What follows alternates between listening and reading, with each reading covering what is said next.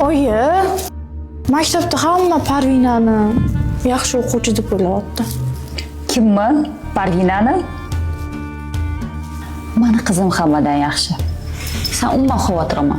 Bor darsingga men zo'r narsa o'ylab qo'yganman.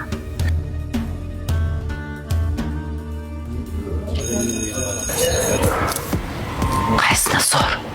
Ha? Ko'rdinglarmi, tan oladi deb abrasini zo'rligini. O'z xonanglar qayerda? Pastda.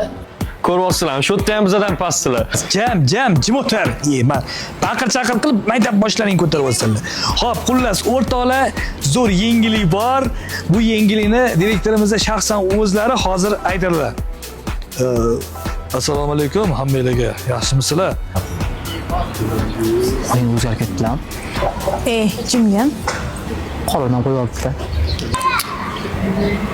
O'zi oyib yo'q bo'lishlari bilan sразу o'zlaridan direktor yasab oladilar. Xo'p, o'rtoqlar, xullas yengillikni zo'ri maktabimizda yil o'quvchisi bellashuvi bo'lib o'tadi. Tushunarli-a? O'shaning uchun harakatinglarni qilinglar. Bolalarga alohida bo'ladi, qizlarning o'rtasida alohida bo'ladi.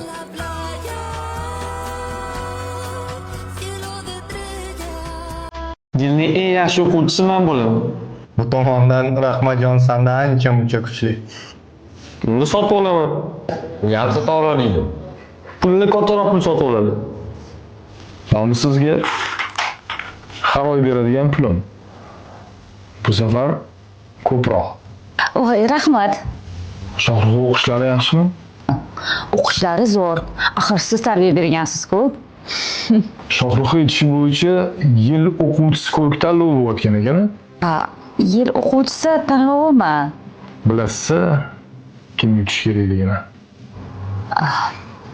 Keyingi safar konvertni ochganingizda bo'sh bo'lib qolmasa.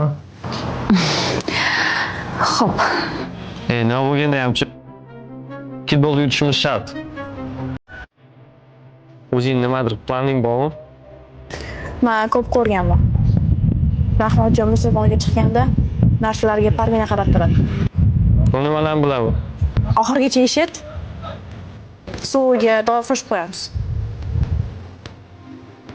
Rahmatjon-ku hal bo'ldi. Lekin Parvinani nima qilamiz? Oy maktab direktori yo'q, oy orqali hal qilasiz.